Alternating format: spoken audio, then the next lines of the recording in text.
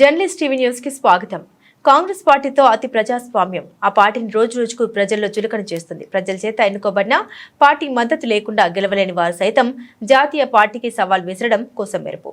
10 ఏళ్ల విరామం తర్వాత అధికారంలోకి వచ్చిన కాంగ్రెస్ పార్టీ పరిపాలనలో సతమతం అవుతుంది. ప్రజల్లో తలెత్తుతున్న అసంతృప్తిని పారదొలాల్సిన కాంగ్రెస్ పార్టీ ప్రజాప్రతినిధులు నోరు పారేసుకుంటూ పార్టీ పరువును బజారుకు కీడుస్తున్నారు. పార్టీ జెండా లేనిదే వారికి రాజకీయ అజెండా లేదని తెలిసినా వివాదాస్పదంగా వ్యాఖ్యలు చేస్తూ ప్రభుత్వాన్ని ఇరకాటం పెడుతున్నారు. కాంగ్రెస్ అధిష్టానం దేశానికే తలమానికంగా కులగణన చేపట్టారని తెలంగాణలో కాంగ్రెస్ ప్రభుత్వ తీరును ప్రశంసిస్తుంటే, మరో పక్క హస్తం గుర్తుతో గెలిచిన చింతపండు నవీన్ కుమార్ అలియాస్ తీన్మార్ మల్లన్న కులగణన నివేదికను అసెంబ్లీ సాక్షిగా తగలబెట్టడం వివాదాస్పదంగా మారింది. అదే సమయంలో రెడ్డి కులాన్ని టార్గెట్ చేస్తూ చేసిన వ్యాఖ్యలు పెను దుమారాన్ని లేపాయి. గత బీఆర్ఎస్ పార్టీ వైఖరిపై ఒంటికాల్పై పోరాడి ప్రజలకు దగ్గరైన తీన్మార్ మల్లన్న ఎమ్మెల్సీగా గెలుపొందిన కొద్ది నెలల్లోనే ఏకపక్ష నిర్ణయాలు వితండ వాదనతో వివాదాస్పద నాయకునిగా మారాడు. రాజకీయ పార్టీ అంటేనే అన్ని కులాల సమూహమే, కానీ బీసీ నినాదంతో రాజ్యాధికారం సాధిస్తామని కాంగ్రెస్ పార్టీ లైన్ను ధిక్కరించి మాట్లాడడం, కులగణన ప్రతుల్ని తగలబెట్టడం వంటి అంశాలను తీవ్రంగా పరిగణించిన కాంగ్రెస్ అధిష్టానం దిద్దుబాటు చర్యలకు పూనుకుంది. నిన్నగాక మొన్న పార్టీలోకి వచ్చిన తీర్మాన్ మల్లన్నకు ఎమ్మెల్సీగా సముచిత అవకాశం కల్పించినా కలిసి వచ్చిన పదవి అహంకారంతో మాట్లాడిన మాటలు, చేస్తున్న విపరీత ధోరణులు పార్టీకి నష్టం చేస్తూ ఉండడంతో మల్లన్నను కాంగ్రెస్ పార్టీ నుండి బహిష్కరించారు. 14 నెలల కాంగ్రెస్ ప్రభుత్వంలో తొలిసారిగా ఎమ్మెల్సీగా ఉన్న తీన్మార్ మల్లన్న అలియాస్ చింతపండు నవీన్ కుమార్ మీద వేటు వేయడం పార్టీలో దాగుడు మూతలు ఆడుతున్న మరికొందరు నేతలకు హెచ్చరిక అని భావించవచ్చు. చింతపండు నవీన్ కుమార్ అలియాస్ తీన్మార్ మల్లన్న బహిష్కరణపై journalist TV CEO Mareddy Nagender Reddy విశ్లేషణ. రాష్ట్రంలో కాంగ్రెస్ ప్రభుత్వం ఏర్పడిన తర్వాత తొలిసారిగా ఒక అంశాన్ని మాత్రం తీవ్రంగా స్పందించిందని చెప్పవచ్చు. ఎందుకంటే కాంగ్రెస్ పార్టీలో అతి ప్రజాస్వామ్యం ఎక్కువ, ఎవరు ఏం మాట్లాడినా పట్టించుకొని తత్వం కేవలం ఒక కాంగ్రెస్ పార్టీకే సొంతం. దశాబ్దాల నుంచి కూడా వివిధ సందర్భాలలో ముఖ్యమంత్రిని విమర్శించిన, మంత్రులను విమర్శించిన, లేదా పార్టీ సీనియర్ నేతలు విమర్శించిన ఒక షోకాజ్ నోటీస్ ఇచ్చి దాని వివరణతో సంతృప్తి పడి తిరిగి యథాతథ స్థితి అన్నట్టుగా కాంగ్రెస్ పార్టీ నైజం, కాంగ్రెస్ పార్టీ సిస్టమ్ కూడా అదే కొనసాగుతుంది. తాజాగా తెలంగాణ రాష్ట్రంలో రేవంత్ రెడ్డి సారథ్యంలో కాంగ్రెస్ ప్రభుత్వం అధికారాన్ని హస్తగతం చేసుకున్న తర్వాత కొంత ఆర్థిక వనరుల వెసులుబాటు లేకపోవడం, ఇచ్చిన హామీలు సక్రమంగా అమలు కాకపోవడంతో కొంత అసంతృప్తితో ఉన్న ప్రజలకు ఏదో రకంగా కాలం గడిపేందుకు ప్రయత్నం చేస్తున్నారు. దానిలో భాగంగా వివిధ పథకాలు పూర్తిగా అమలుకు నోచుకోక అమలులో ఒడిదుడుకులు ఎదుర్కొంటున్న ముఖ్యమంత్రి రేవంత్ రెడ్డికి ప్రభుత్వ పనుల నుంచి కొన్ని విపత్కర పరిస్థితులు, ప్రజాపాలన అంశాలలో కొన్ని ఇబ్బందులు, దాంతోపాటుగా సొంత పార్టీ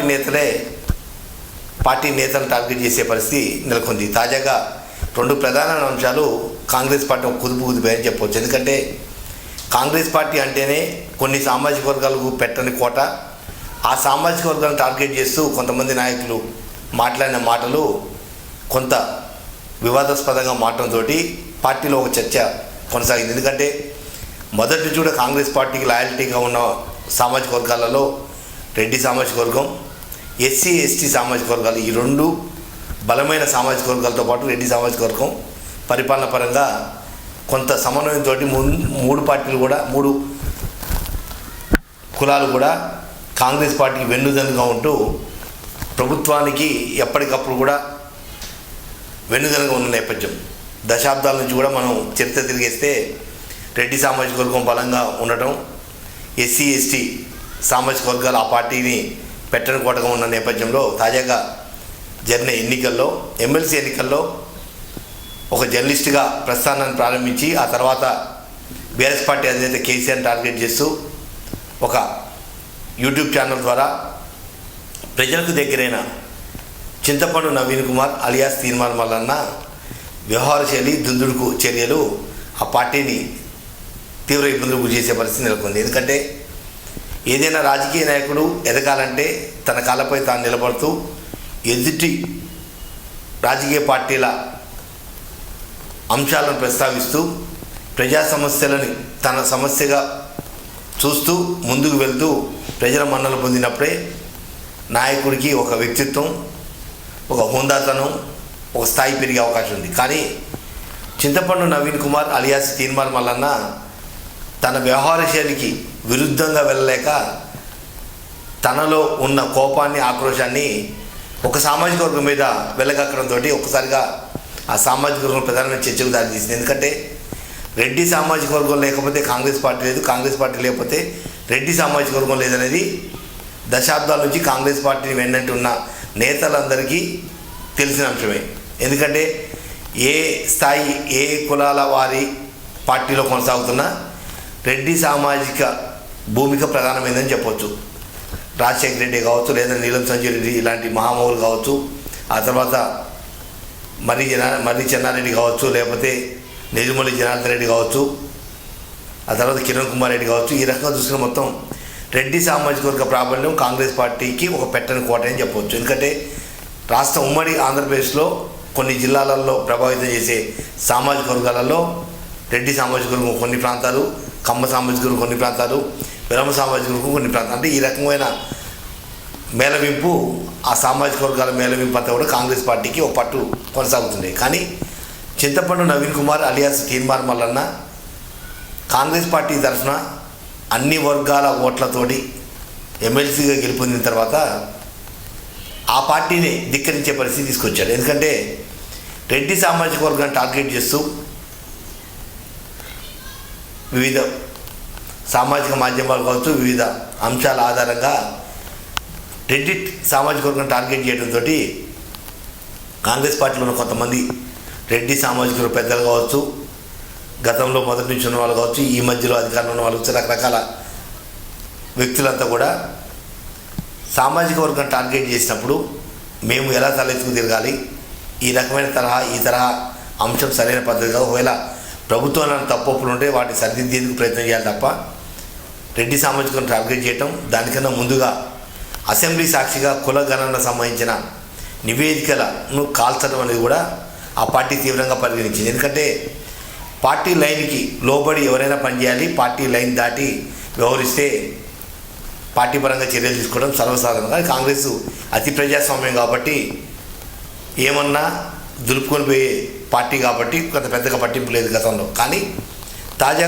కులగణన సర్వే అనేది దేశానికి ఒక ఐకాన్గా తెలంగాణ రాష్ట్రం నిలబడిందంటూ సాక్షాత్తు రాహుల్ గాంధీ లాంటి ఏఐసిసి కీలక నేతలు, ముఖ్యమంత్రి రేవంత్ రెడ్డి కూడా బీసీ గణన, కులగణన అనేది చాలా కీలకం, రాష్ట్రం తెలంగాణ రాష్ట్రం దేశానికి ఆదర్శంగా నిలిచిందంటూ అసెంబ్లీ సాక్షిగా ప్రకటన చేసిన తర్వాత ఇదే చింతపండు నవీన్ కుమార్ అలియాస్ తీర్మాన్ వలన కుల గణనకు సంబంధించిన పత్రాలన్నీ, నివేదికల్ని బాహాటంగా మీడియా ముందు తగలబెట్టడం పెద్ద చర్చకు దారితీస్తుంది. అంటే ఇటువంటి ధిక్కరణ పార్టీలో మరింత పెరిగిపోతే కష్టమంటూ ఆ పార్టీ కొంతమంది పెద్దలు ఫిర్యాదులు చేయటం, దాంతోపాటుగా రెడ్డి సామాజిక వర్గం టార్గెట్ చేయటం, ఇవన్నీ కూడా పార్టీకి నష్టదాయకం తప్ప పార్టీ లాభం కన్నా నష్టం ఎక్కువ ఉంది. కాబట్టి సరైన దిశ నిర్దేశం చేయకపోతే ఈయనను చూసి ఇంకోళ్ళు చూసి ఇంకోళ్ళు అట్లా ఇంకో 10 మంది తయారైపోతే పార్టీ పరువు ప్రతిష్టలు మంట కలుస్తాయంటూ ఒక వాదన వినిపించడంతో షోకాజ్ నోటీస్ జారీ చేశారు. కానీ చింతపండు నవీన్ కుమార్ అలియాస్ తీర్మాన్ మల్లన్న ఏదైతే అన్ని సామాజిక వర్గాలతో గెలిచి ఎమ్మెల్సీగా ప్రజాప్రతినిధిగా కొనసాగుతున్నాడో ఆ వ్యక్తి కులాలని హననం చేస్తూ మాట్లాడటం, కులగణన సర్వేని నివేదికల్ని కాళ్ళబెట్టడం, ఇవన్నీ కూడా సీరియస్గా తీసుకున్న అధిష్టానం షోకాజ్ నోటీస్ జారీ చేసింది. కానీ ఆ షోకాజ్ నోటీస్కి ఏమాత్రం స్పందించకుండా, వివరణ ఇవ్వకుండా డోంట్ కేర్ అనడంతో ఇక తప్పని పరిస్థితుల్లో కాంగ్రెస్ పార్టీ ఈరోజు బహిష్కరణ వేటు వేసింది. మొత్తం మీద 14 నెలల రేవంత్ రెడ్డి ప్రభుత్వంలో కఠినంగా వ్యవహరించిన ఏకైక అంశం ఏదైనా ఉందంటే తీర్మానం వలన పార్టీని సస్పెండ్ చేయడమే. ప్రస్తుతం ఇది రాష్ట్రంలో చర్చకు దారితీసింది. దీని తర్వాత జరిగిన పరిణామాలు ఒక్కొక్కటి రకంగా ఏంటంటే పార్టీలో లైన్ దాటితే వేటు తప్పదని ఒక ఇండికేషన్ ఇవ్వడానికి తీర్మానం వల్లన్నని పార్టీని బహిష్కరించడానికి ఆ పార్టీలో చర్చ కొనసాగుతుంది. దాంతోపాటు ఒకవేళ కనుక తీర్మానం వల్లన్న రాజకీయంగా మరింత ఎదగాలనుకుంటే మరొక్కసారి తనకు తాను ఆలోచించుకొని ఏదైతే వివిధ సామాజిక వర్గాల ద్వారా గెలిచిన ఎమ్మెల్సీ స్థానాన్ని తూచంటూ రాజీనామా చేసి ఆ ఖాళీ అయిన స్థానాన్ని బీసీ సామాజిక వర్గ ఓట్లతోటి గెలిస్తే తీర్మానం వలన రాష్ట్రంలో ఒక హీరోగా నిలబడతాడు. కానీ కాంగ్రెస్ పార్టీ పెట్టిన భిక్ష లేదా కాంగ్రెస్ పార్టీ కేటాయించిన సీట్లో అన్ని సామాజిక వర్గాలతో గెలిచిన ఎమ్మెల్సీ స్థానాన్ని అంటి పెట్టుకున్నట్టు మాత్రం భవిష్యత్తులో తీర్మానం వలన అలియాస్ చింతపండు నవీన్ కుమార్ జీరోగా మారే అవకాశాలు ఉన్నాయి. కాబట్టి ఒక్కసారి హీరో అవుతారా లేదా జీరో అవుతారా అనేది తీర్మానం వలనకే తెలియాలి.